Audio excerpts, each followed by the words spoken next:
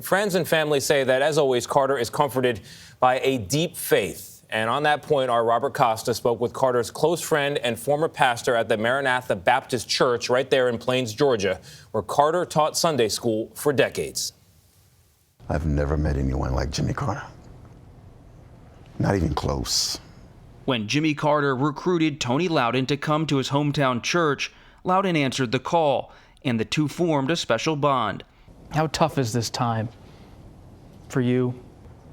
Not only have I been able to be his pastor, but it's tough for me because he's also my friend. Loudon recalled being especially moved by a trip they made together to a historically black cemetery near Plains.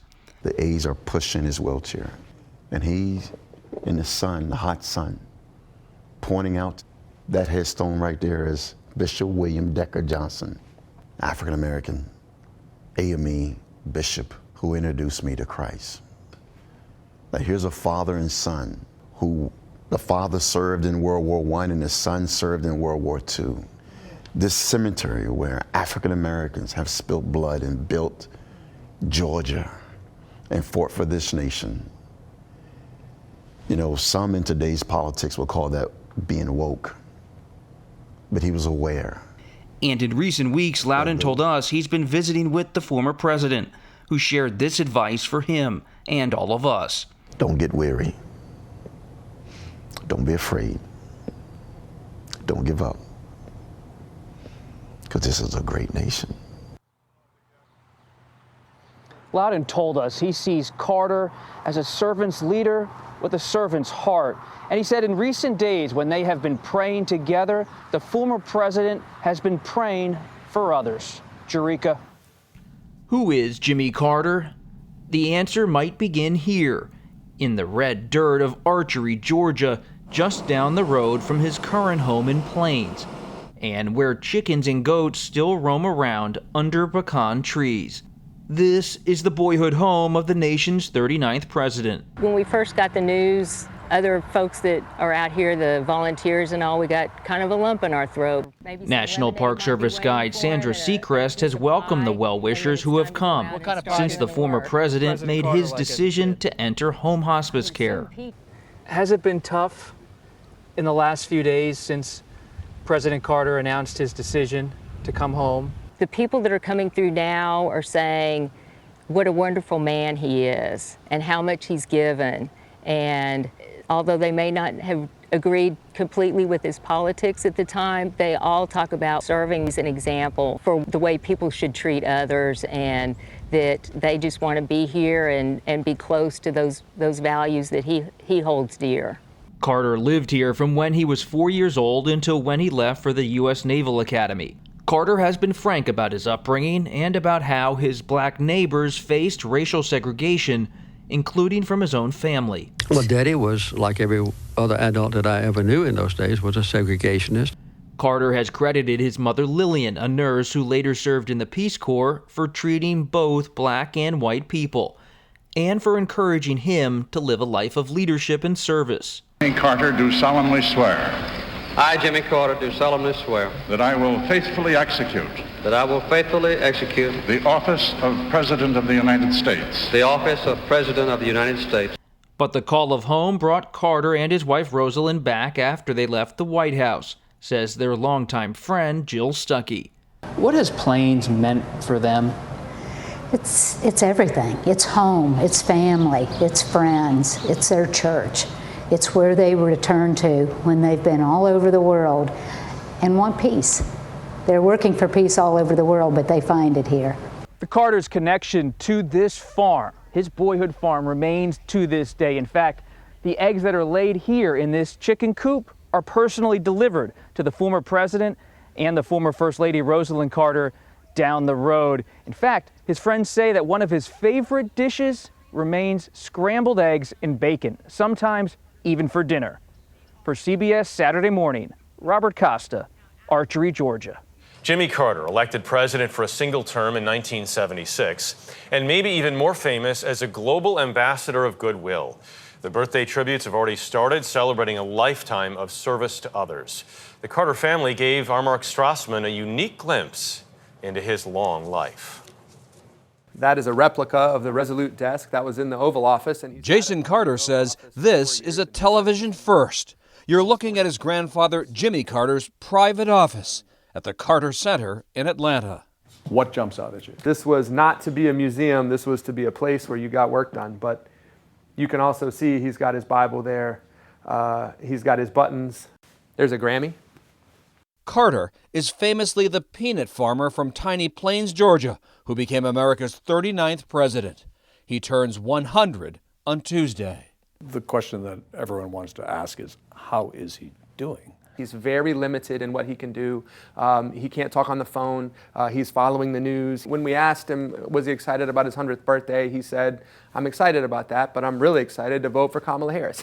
How does he spend his days? He gets up most days and he'll spend a little bit of time with family. When he's up and at 'em, he's up and at 'em. I, Jimmy Carter, do solemnly swear that I will faithfully execute. Most Americans alive today were born after Carter's one-term presidency ended in 1981.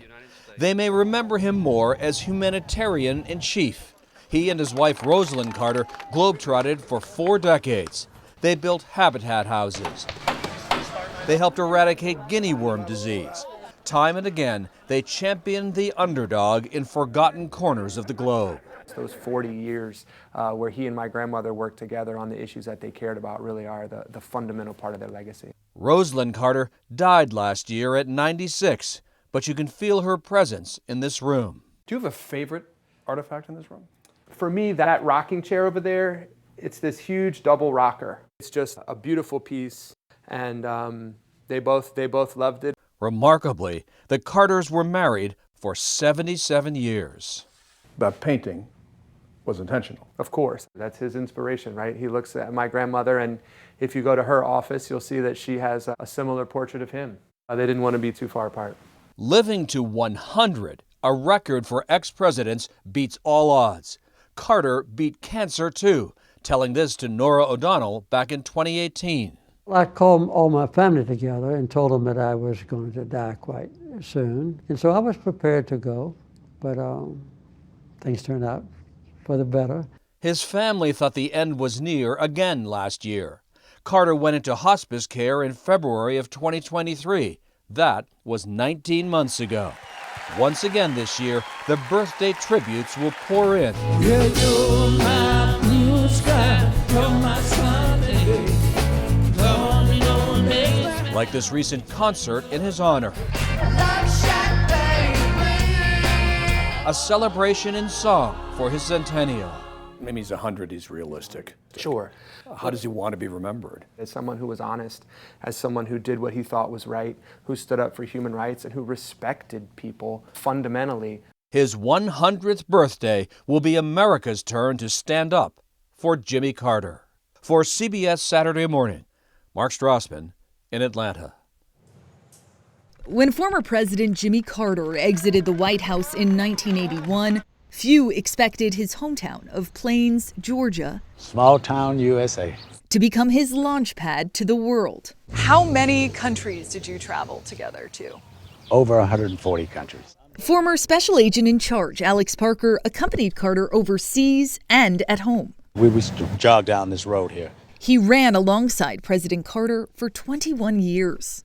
President Carter called me at home and said, you need to pack your bag. We're going to Haiti tomorrow morning. Former special agent in charge Bill Bush secured a 1994 diplomatic mission to Haiti aimed at averting a full-scale U.S. invasion.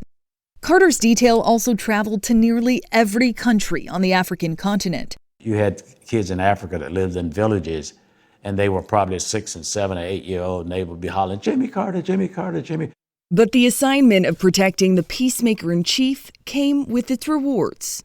Carter insisted on this photo of him celebrating the Nobel Peace Prize together with agents. Plus hobbies, fly fishing, dog sledding, and skiing. He had never been snow skiing before, and so he and Miss Carter took lessons out in Colorado. And so I selected a group of agents and went to school in Colorado. And even at 98, the occasional joyride with former First Lady Rosalind Carter beside him, and current Special Agent in charge Don Witham in the driver's seat. It was a light in his eyes that reminded me of days that we take him for peanut butter ice cream. Codenamed Deacon by his agents, Carter taught Sunday school lessons religiously until 2023. Former Special Agent in charge Nick Steen. No matter where we were or what we were doing, he was going to be home by Saturday night so he could get his lesson prepared for Sunday morning. And regularly attended services. It was humbling, especially one Sunday in particular, because the sermon was talking about making the world a better place. And he very quietly put down his head and said, "I've tried," to himself. And I reached forward with both my hands and put them on his shoulders, and I said, "And sir, you've succeeded." Jimmy Carter, a peanut farmer turned Navy submariner who rose to the presidency, now 100 years old, holds another title, the longest protective mission of the U.S. Secret Service. In Plains, Georgia, Nicole Skanga, CBS News.